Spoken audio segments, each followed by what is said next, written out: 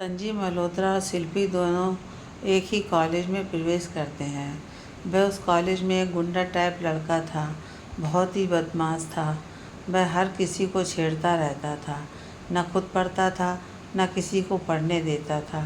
हमेशा अपना गुंडागर्दी दिखाता रहता, लड़कियों को छेड़ता था। शिल्पी जब पहला दिन कॉलेज में एडमिशन लेने आई तो वह बहुत ही सिंपल और सुंदर लग रही थी। वह चश्मा लगाती थी, बहुत ही स्मार्ट दिख रही थी। वह अपनी ही धुन में चली जा रही थी। अचानक किसी ने उससे बदतमीजी से टकराकर उसके सारे किताब गिरा दिए और बहुत सारे लड़के और लड़कियां उसे घेर लिया और उसके साथ बदतमीजी करने लगे। उसका चश्मा भी ले लिया और सभी हंस हंस कर मजाक करने लगे। उसे चश्मिश बुला रहे थे सभी। वह अकेले ही सबके घेरे में आ गई थी। सोचने लगी क्या करें। अंदर ही अंदर डर भी रही थी कि उधर से एक लड़का आया और बोला कि तुम लोगों को शर्म नहीं आती एक लड़की को छेड़ते हुए। अगर हिम्मत है तो मुझसे बात करो।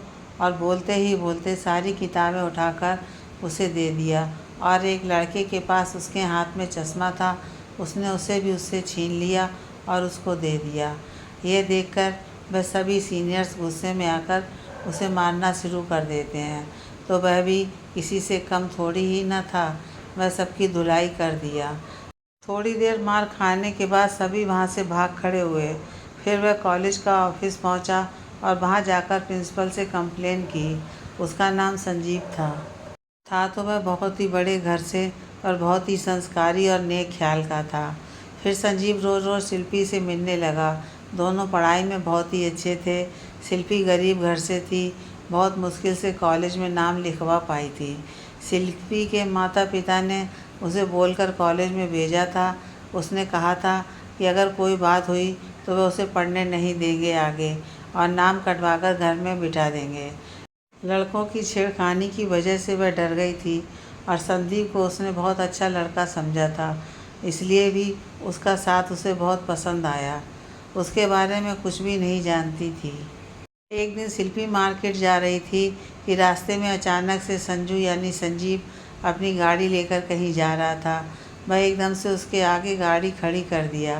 पहले तो शिल्पी डर गई, फिर देखकर अचानक से बोली, अरे आप क्या लगा रखा है मैडम जी? मैं आपका कॉलेज का फ्रेंड हूँ, इसलिए हम दोनों दोस्त हैं। यहाँ कोई बड़ा छोटा नहीं है, इसलिए तुम शिल्पी और मैं संजू। ओके?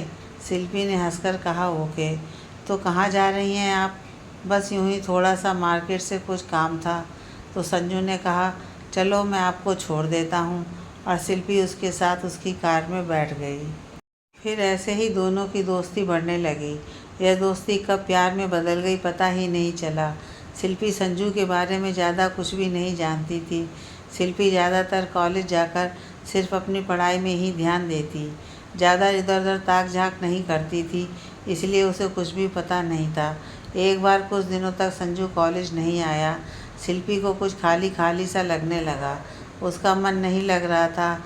4-5 महीने तक कोई भी ऐसा दिन नहीं गया था जिसमें उसने संजू के बगैर कॉलेज आई थी। और जब अभी संजू कॉलेज नहीं आ रहा था तो वह उसे मिस कर रही थी। उसने किसी से पूछना चाहा, फिर कौन बताता। वह तो किसी से बात तक नहीं करती थी। कॉलेज में कुछ ऐसे भी स्टूडेंट थे जो एक दूसरे को देखकर बातें बनाते रहते थे। शिल्पी अचानक से उधर से गुजरी तो वह सब बोल रहे थे, कितनी भोली है, कुछ जानती भी नहीं उसके बारे में और दिल लगा बैठी है। हाँ हाँ, सभी के हंसने के स्वर ने उसे परेशान कर दिया, उसे सोचने पर मजबूर कर दिया। आखिर क्या बात है, लोग ऐसा क्यों कह रहे हैं? संजू तो अच्छा है, उसने उसकी मदद की थी, पर फिर भी सभी ऐसा क्यों कह रहे हैं? शिल्पी बहुत परेशान हो गई। कई बार उसने संजू के साथ बातचीत करते समय, घूमते समय उसने एक दूसरे को स्पर्श भी किया था। वह ऐसा सोच भी नहीं सकती थी जो उसके कान में आवाज़ आ रही थी। वह यही बात बता रहे थे कि संजू उसे धोखा दे रहा है। दरअसल हुआ यह था कि उस दिन संजू का पहला क्लास नहीं था। यह उसने अपने दोस्त से शर्त लगाया था। सभी दोस्तों ने उसे चश्मा लगाकर सीधे सादे लिबास में देखकर उसके साथ मजाक किया था। जिसमें संजू मेन हीरो था। असल में संजू एक बड़े बाप का बिगड़ा हुआ औलाद था, जो शिल्पी के साथ भी और कई लड़कियों के साथ भी संपर्क बनाकर रखता था। उसके लिए लड़कियों की दोस्ती कोई मायने नहीं रखती थी। वह बस उसके एंजॉय करने और दिल लगी करने का एकमात्र बड़ा ही अच्छा तरीका था। एक से एक लड़कियों की लाइन लगा रहता था उसके आसपास। फिर भी उसने शिल्पी को फंसाया था अपने जाल में। इस कॉलेज में आई ऐसी कोई लड़की नहीं थी जो संजू पर फिदा नहीं थी। अब तक संजू ने शिल्पी के साथ भी वही किया। उसने उसे अपने जाल में फंसाया और शिल्पी को कुछ पता भी नहीं चला। शिल्पी उससे प्यार करने लगी थी और यही शर्त उसने अपने दोस्तों से लगाई थी। इसलिए वह जानबूझकर कुछ दिन कॉलेज नहीं आया। इधर शिल्पी सोच सोचकर परेशान हो रही थी। इतना नकाब पहनकर घूम रहा था। वह देखने में कितना सीधा साधा था। कोई सोच भी नहीं सकता था इतना सीधा दिखने वाला संजू इतना घटिया होगा। उसने लड़कियों को मात्र एक खेलने की मशीन समझ रखा था। अब वह क्या करेगी, कैसे जिएगी उसके बगैर?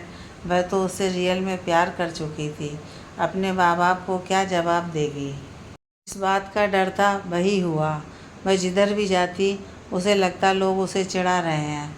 अपने ही दोस्तों से गुंडागर्दी करने वाला संजू खुद ही गुंडा था। इतने दिनों में उसने संजू के साथ कितने सारे सपने देख चुके थे, पर वह सब झूठे थे। यहाँ सच्चाई कुछ और ही थी। उसके अलावा जीने मरने की कामना करने वाला संजू आज उसे छोड़कर किसी और की बाहों में था। शिल्पी बहुत परेशान थी और संजू मज़े ले रहा था। शराब और सिगरेट के नशे में संजू को ये ध्यान भी नहीं था कि उसने जो शिल्पी के साथ किया है वह उसे नहीं करना चाहिए था। माँ बनने वाली थी शिल्पी और उसके साथ बात करने वाली थी, पर संजू को तो शिल्पी याद भी नहीं थी। ऐसी कितनी ही लड़कियों को उसने दवाई खाने पर मजबूर कर दिया। कुछ दिनों में ही शिल्पी को एक दिन उल्टियाँ होनी शुरू हो गईं। उसके माँ पिता को जब पता चला, ये जानकर परेशान हो गए और उसे खूब उल्टा सीधा कहा, छोटा भाई बहन को भी देखना है, अब तुम्हारा इस घर में कोई काम नहीं है। एकदम से पराया कर दिया उन्होंने और अपने ही माँ बाप होकर इतनी सारी गंदी बातें कहीं। उसका मन खराब हो गया। उसने अपने माँ पापा का दिल तोड़ा था। उनका प्यार अपनी नफ़रतें दिखा रहा था। पल भर में ही वह बहुत ही बुरी हो गई। क्या मुंह दिखाएंगे वह दुनिया वालों को, और भी जाने क्या क्या बोल रहे थे। वह बस रोए जा रही थी और अपने माँ बाप से माफ़ी मांग रही थी। दोनों ने उसकी एक ना सुनी और कहा, एक ही शर्त पर वह इस घर में रह सकती है, यह बच्चा गिरा दो। किसी और का पाप लेकर दुनिया वालों को क्या कहेंगे। हम गरीब आदमी हैं, रूखी सूखी खाते हैं, इज्जत से 2 वक्त की रोटी के लिए इधर उधर भटकते हैं। उसकी माँ ने उसे बहुत डांटा और उसे पकड़कर रूम में बंद कर दिया और कहा, अच्छी तरह सोच लो, अगर इस घर में रहोगी तो तुम्हें हमारा फैसला मानना होगा, वरना इस घर को छोड़कर चली जाओ। मैं भी परेशान थी। कोई भी माँ बाप ऐसा फैसला अपने दिल पर पत्थर रख कर ही करते हैं, और यह सच भी था। कुंवारी माँ बनना कोई खेल नहीं होता। घर में सभी परेशान थे। उसके छोटे भाई बहन भी रो रहे थे। वह बहुत रोई चिल्लाई, पर किसी पर कुछ असर नहीं हुआ। एक दिन बाद उसने फैसला कर लिया कि वह बच्चे को जन्म देगी और इस घर में नहीं रहेगी। शिल्पी ने मन में ठान लिया कि संजीव मल्होत्रा जैसे किसी भी इंसान के लिए अपने बच्चे को इस दुनिया में लाने से नहीं रुकेगी। वह दिखा देगी कि इस दुनिया में एक औरत के पास भी वह शक्ति है जो किसी के बिना भी कुछ भी कर सकती है। और उसने एक सूटकेस में अपना थोड़ा कपड़ा और कुछ सामान और अपने कुछ आईडी कार्ड वगैरह ले लिए और अपने माँ पिताजी से बोली, मैं ये घर छोड़कर जा रही हूँ और भगवान से प्रार्थना करती हूँ कि आप लोगों को मेरी वजह से कोई परेशानी ना हो, आपका नाम खराब ना हो। इसलिए लोगों से कह दीजिएगा कि मैं पढ़ाई करने के लिए अपने रिश्तेदार के घर गई हूँ। और उसने अपने माँ बाप का पैर छूकर आशीर्वाद लिया, पर दोनों ने कुछ भी नहीं कहा। वह गुस्से में थे। शिल्पी अपना सामान उठाकर वहाँ से निकल पड़ी अपनी नई मंजिल की ओर, जिधर सिर्फ परेशानियाँ ही भरी थीं। थोड़ी ही दूर में माता का मंदिर था। सबसे पहले शिल्पी वहाँ जाकर माता के मंदिर में सिर झुकाकर प्रणाम करती है। उस वक्त बहुत परेशान रहती है और माता से प्रार्थना करती है कि वह उसे मार्ग दिखाएं। जब वह सिर उठाती है तो उसकी मांग में माता के चरणों का सिंदूर भर जाता है और वह खुश हो जाती है कि माता ने उसे ये मार्ग दिखाया। अगर वह कुंवारी माँ होती तो उसे आगे चलकर परेशानियाँ होती, पर अब उसे एक उपाय मिल गया। वह दूसरे शहर चली गई और वहाँ जाकर इधर उधर बहुत ढूंढा कि कोई रहने का जगह मिल जाए। फिर बहुत ढूंढने पर उसे एक बूढ़ा आदमी मिला जो उसके पिता से भी ज़्यादा उम्र का था। बताने पर वह बूढ़ा आदमी उसे एक जगह ले गया जहाँ कुछ लोग भाड़े पर रहते थे। शिल्पी वहाँ रहने को तैयार हो गई और उस बूढ़े आदमी को शुक्रिया कहने लगी। फिर थोड़ी बातचीत के बाद वह चला गया और शिल्पी अपना सामान लेकर अंदर रहने चली गई। एक दो दिन तक उसी हालत में वह आसपास में घूम घूम कर काम की तलाश कर रही थी। वह पढ़ी लिखी थी तो बच्चों के ट्यूशन के लिए भी बोली, पर कोई भी तैयार नहीं हो रहा था। वह इस मोहल्ले में अनजान थी और कोई भी ऐसे ही कैसे तैयार हो जाता। फिर एक आदमी तैयार हो गया। उसे अकेला देखकर उसके मुंह में पानी आ गया और उसने खुश होकर अपने बच्चे को ट्यूशन पढ़ाने के लिए कहा। और जब वह ट्यूशन पढ़ाने के लिए उसके घर गई तब पता चला कि वहाँ कोई भी बच्चा नहीं था। जब बात किया था तो सभी उसके घर में ही थे और जब वह बच्चों को पढ़ाने आई तब उस आदमी ने पहले ही सभी को कहीं भेज दिया था। शायद शिल्पी को देखकर वह बोल पड़ा, अरे आइए आइए मैडम जी, बच्चे अभी आते ही होंगे। वह ज़रा अपनी मम्मी के साथ मार्केट चला गया है, आप थोड़ा वेट कीजिए। वह थोड़ा डर गई पर क्या करती, वहाँ बैठकर उसका इंतज़ार करने लगी। थोड़ी देर में वह आदमी जो दो बच्चों का बाप था उसने चुपचाप दरवाज़ा सटा दिया। शायद बंद करना भूल गया था और अंदर आ गया और वह शिल्पी को छेड़ने लगा, उसे छूने लगा। शिल्पी डर से चिल्लाने लगी तो उस आदमी ने चाकू निकालकर उसके पेट पर रख दिया। शिल्पी थोड़ा डर गई पर हिम्मत से उसने उसके हाथ को पीछे मोड़ दिया और वहाँ से किसी तरह से भाग निकली और सीधा अपने कमरे पर आकर रुकी और वहाँ पहुँचकर फूट फूट कर रोने लगी और उसे संजू को बहुत कोसा और बहुत भला बुरा कहा। अपने मम्मी पापा के घर छोड़े हुए उसे 4 दिन हो गए थे और वह खाना भी ठीक से नहीं खा पा रही थी। फिर वह किसी तरह वहाँ रात भर रही और दूसरे दिन उसने अपनी एक सहेली को फ़ोन किया जो कुछ समय पहले ही ट्रांसफ़र हो चुकी थी। उसने उससे कहा कि उसे रहने के लिए कोई अच्छी सी जगह चाहिए और कोई काम भी, पर उसने भी समय पर काम नहीं दिया और सीधा मना कर दिया। बोली, नहीं बाबा, मैं इन सब में पढ़ना नहीं चाहती, और फ़ोन काट दिया। इधर संजू जब कॉलेज आया तो वह शिल्पी को नहीं देखा और सभी से पूछा तो सभी ने कुछ भी नहीं बताया, क्योंकि यह सब अचानक हुआ था, इसलिए किसी को कुछ भी नहीं पता था। खैर, इससे संजू को क्या, उसने तो बस यूं ही पूछ लिया था। उसे कोई फ़र्क नहीं पड़ रहा था, शिल्पी नहीं तो कोई और सही, बस वह अपने एंजॉय में लग गया। वह तो अपने पैसों के दम पर अपनी क्लास बदलते रहता था। क्लास पास होने के लिए और उसकी डिग्री हासिल करने के लिए उसके पास बहुत सारे पैसे थे, इसलिए उसे कोई फ़र्क नहीं पड़ता था। इधर शिल्पी की हालत थोड़ी ख़राब हो रही थी। वह पहले डॉक्टर के पास गई और दिखाया। उसने उसे ठीक से रहने के लिए सलाह दी, पर अब वह सोचने लगी इस जगह तो उसे खतरा ही है, जल्दी उसे ये जगह छोड़ना पड़ेगा। उस आदमी से भी उसे खतरा महसूस हो रहा था। इसी मोहल्ले का था वह। 10-15 दिन तक वह किसी तरह नज़र बचाकर इधर उधर बहुत परेशान हुई, पर कोई भी काम नहीं मिला। उसके पास ज़्यादा पैसे भी नहीं थे जो किसी होटल में अच्छे से रह पाती। फिर वह जिधर भी जाती लोग उसे अजीब अजीब नज़रों से देखते। फिर परेशान होकर शिल्पी अपना सामान उठाकर उस जगह को छोड़कर चल पड़ी। एक जगह पर उसने बर्तन कपड़े तक धोने के लिए तैयार हो गई, पर वहाँ भी शिल्पी को जवान और खूबसूरत होने का भुगतान देना पड़ा। उसे आज पता चल रहा था घर छोड़कर अकेली लड़की को कहीं और रहना कितना मुश्किल है। कितने सारे मुखौटे लगाकर रखते हैं लोग। अकेली लड़की को देखकर सभी कैसा कैसा व्यवहार करते हैं। वह वहाँ से किसी तरह भागी थी, इसलिए उसका सामान भी वहीं छूट गया। अब उसके पास कोई और उपाय नहीं था। सुनसान सड़क पर वह बस चल रही थी। उसे अपना कोई होश नहीं था। वह संजू को भी याद कर रही थी। संजू उसका कितना बड़ाई किया करता था।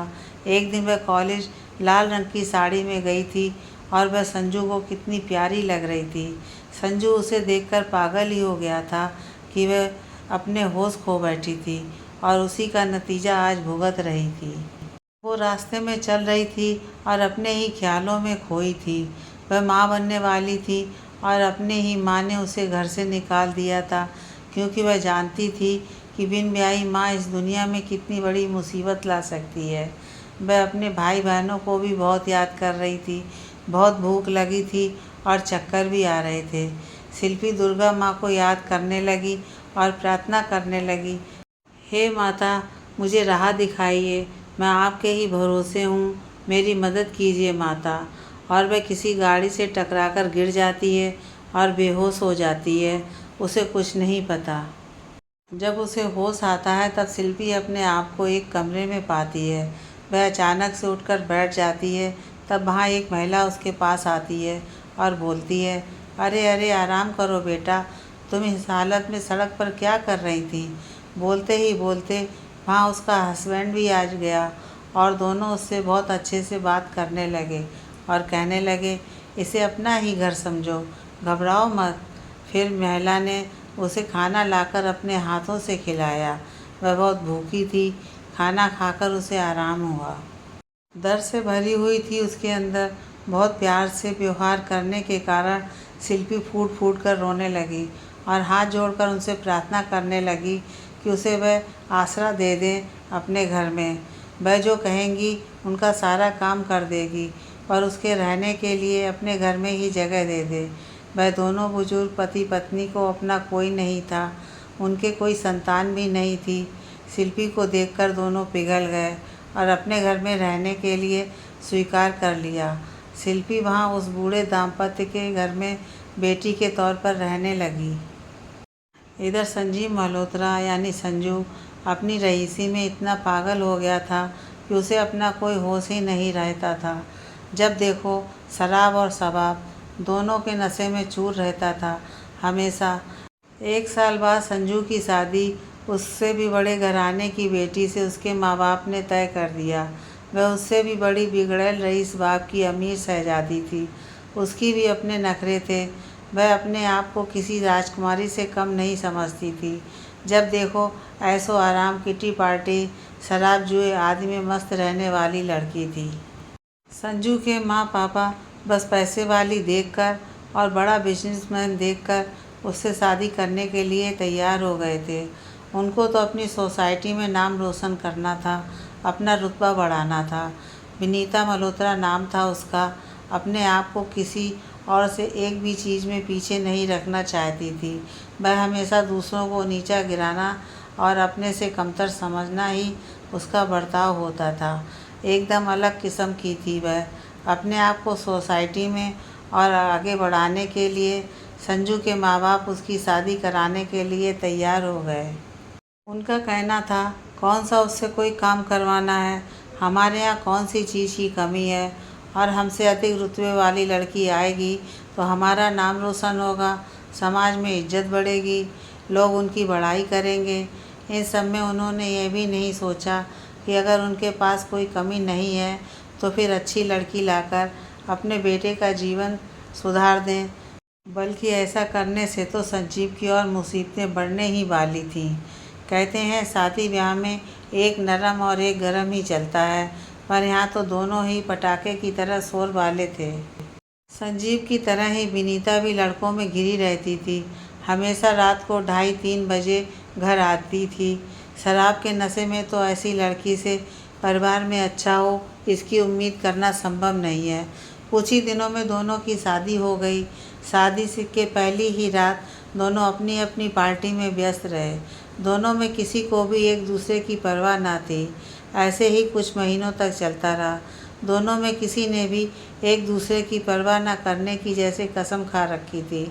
भला ऐसे भी कहीं होता है चाहे जैसे भी हों, दोनों पति पत्नी थे, पर एक दिन भी किसी से मतलब नहीं था। इधर शिल्पी ने दुर्गा माँ की कृपा से उस बूढ़े दाम्पत्य के घर में बेटी की तरह रहकर उनके सारे काम में हेल्प करके एक नन्हे से बेटे को जन्म दिया। सभी बहुत खुश थे। शिल्पी उनके घर में रहकर ही अपनी पढ़ाई के दौरान अपनी शिक्षा का उपयोग करके कुछ बच्चों को पढ़ाने लगी थी। बच्चा भी बहुत प्यारा था। शिल्पी जब भी परेशान रहती, उसे देखकर अपना सब कुछ भूल जाती।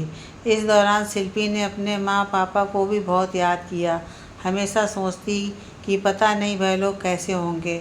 उसके पास तो घर का नंबर था, पर उसकी हिम्मत नहीं हुई कभी भी कि फ़ोन कर पाती।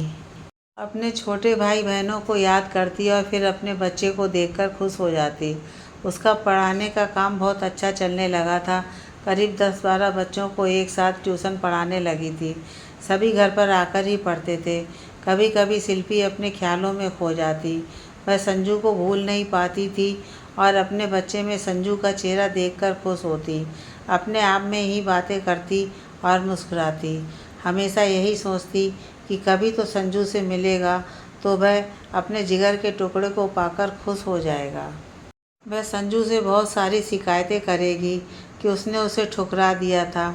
एक संजू था जो उसे याद ही नहीं करता था और शिल्पी उसे कभी भूल ही नहीं पाई थी और अपनी निशानी को कितने परेशानी में लाई थी, तब भी हमेशा उसे बड़े प्यार से याद करती थी। इधर धीरे धीरे समय अपनी रफ्तार से गुजरते हुए 5 साल बीत गए, पर संजीव और विनीता के घर में एक चिराग भी जन्म न ले सका।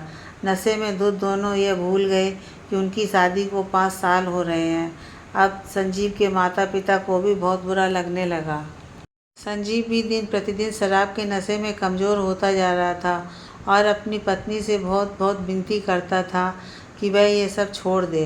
तो विनीता हंसकर बोलती, अपने आप को तो देख लो, फिर ऐसे थोड़ी ना होता है। भला एक हाथ से कोई ताली बजाकर दिखाए, एक हाथ से तो सिर्फ थप्पड़ लगता है। संजीव बाबू, पहले अपने आप को देखो, तब मुझे सुधारना, ओके। विनीता जब देखो नशे में ही रहती है और इस तरह की औरतों से एक बच्चे की उम्मीद करना व्यर्थ है। इतने साल होते होते उसके बच्चेदानी में बच्चा होने का गुण भी समाप्त होने लगा। ये संजीव मल्होत्रा के गाल पर थप्पड़ ही था। एक दिन शराब के नशे में विनीता सीढ़ियों से गिर गई। उसके बदन में चोट आई और उसे अस्पताल ले जाया गया। माँ, उसने अपनी दिमागी संतुलन भी खो दी। डॉक्टर ने कहा वह कभी माँ नहीं बन सकती। यह सब सुनकर संजीव भी परेशान हो गया। अब यह कैसे सुनाएगा अपने मम्मी पापा को? क्या कहेंगे वह दोनों यह सब सुनकर? क्या हाल होगा उनका? इस घर को एक दीपक दिखाने वाला भी तो चाहिए, और विनीता माँ नहीं बन सकती थी। शायद विनीता चाहती भी नहीं थी कि वह भी माँ बने। इन सब झंझटों में पड़ना नहीं चाहती थी वह काफ़ी अलग सोच की थी। बस खाओ पियो और ऐश करो, यही उसकी ज़िंदगी थी। अस्पताल से आने के बाद भी वह नहीं सुधरी। संजीव के माँ पापा को जब पता चला वह माँ नहीं बन सकती, तो वह भी विनीता से नफरत करने लगे। सोचने लगे, भला कोई लड़की ऐसी भी हो सकती है जो माँ ना बनना चाहे। अब वह भी परेशान रहने लगे। आखिर एक ही औलाद थी उनकी और इतना बड़ा कारोबार था जिसे संभालने के लिए कोई एक वारिस की ज़रूरत थी। संजीव भी परेशान रहने लगा। संजीव की सेहत और ख़राब रहने लगी। समय के साथ वह भी बदलने लगा और अपने बीते दिनों की याद आने लगी उसे। वह सोचने लगा, कितने ही सारी लड़कियों की ज़िंदगी बर्बाद की थी उसने। कितने ही सारी लड़कियों के बच्चे होने वाले रहे होंगे जिसे वह इस दुनिया में आने से पहले ही ख़त्म कर चुका था, जिसका अब उसे पछतावा हो रहा था। विनीता और संजीव दोनों की नहीं बनने के कारण दोनों अलग अलग कमरे में रहते थे। माँ पिता ने विनीता के माँ पापा से जब ये बात की और कहा, तो उल्टा वह उन्हीं को दोषी ठहराने लगे और अपनी बेटी पर विश्वास करके कहा, आप लोगों के कारण मेरी बेटी इस हालत में हो गई है। मैं अपनी बेटी का इलाज अच्छे से अच्छे डॉक्टर से करवा लूँगा। और हाँ, एक बात और कान खोलकर सुन लीजिए, मेरी बेटी अब आप लोगों के घर में नहीं रहेगी। कोर्ट से आपके घर में डिवोर्स के कागज़ पहुंच जाएंगे। दोबारा हमसे कोई रिश्ता रखने की कोशिश नहीं कीजिएगा। मैं अपनी बेटी की शादी किसी और लड़के से कर दूंगा जो उसका ख्याल आपसे अच्छे से रख पाएंगे। नमस्कार। संजू के पिता को ऐसी उम्मीद नहीं थी। उन्होंने सोचा भी नहीं था विनीता के पापा ऐसा कहेंगे। कोई अफसोस जताने के बजाय उन्होंने अपने पैसों के घमंड को दिखाया।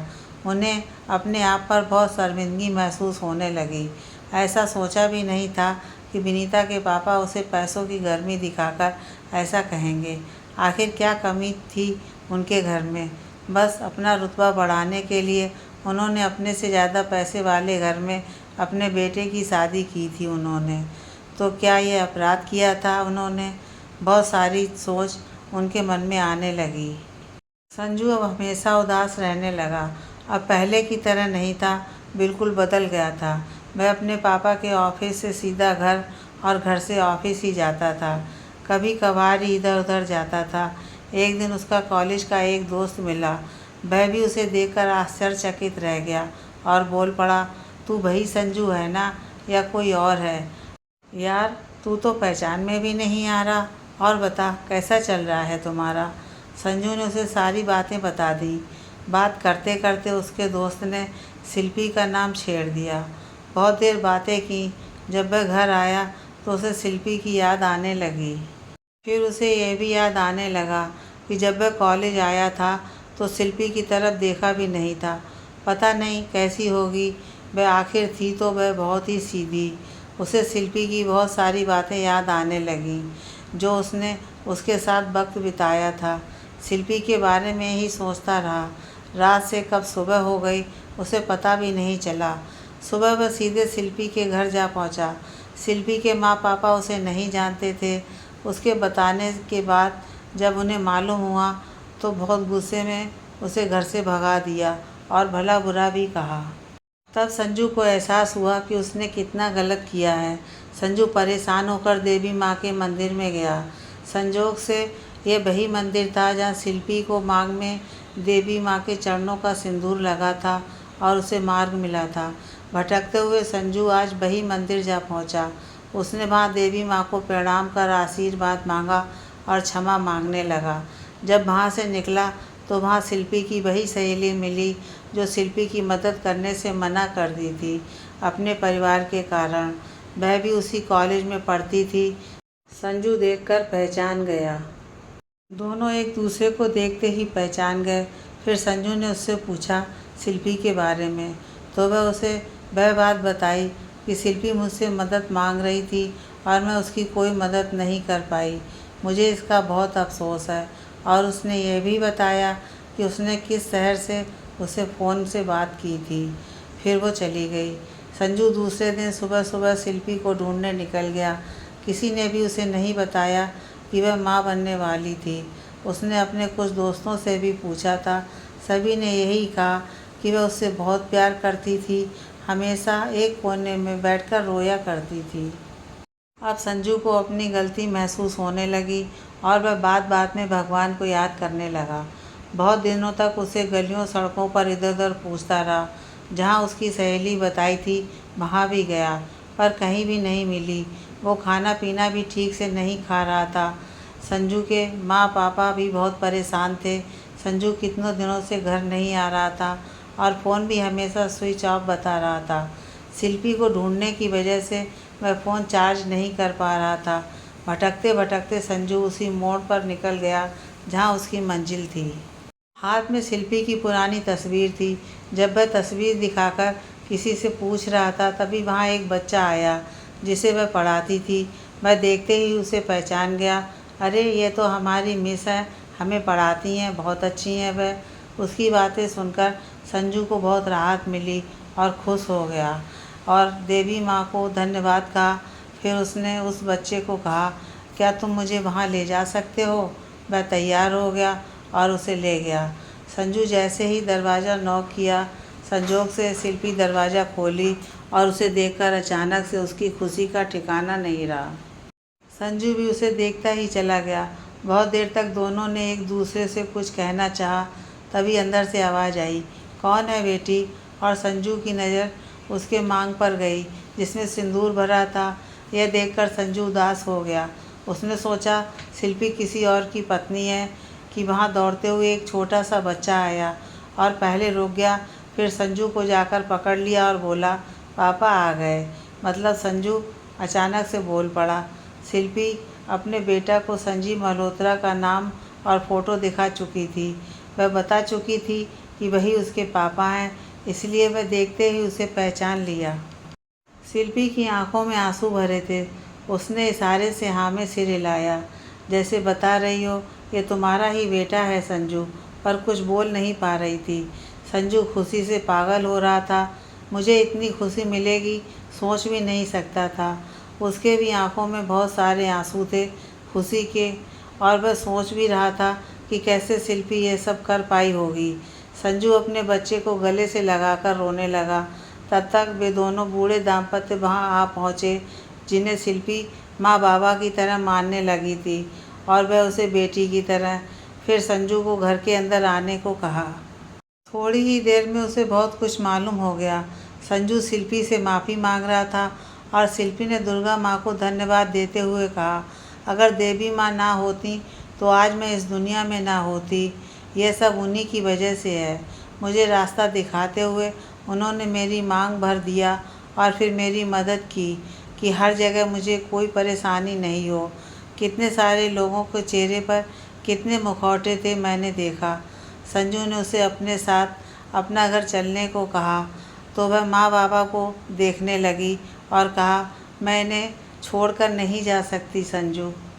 इन्होंने मुझे बुरे वक्त में सहारा दिया है।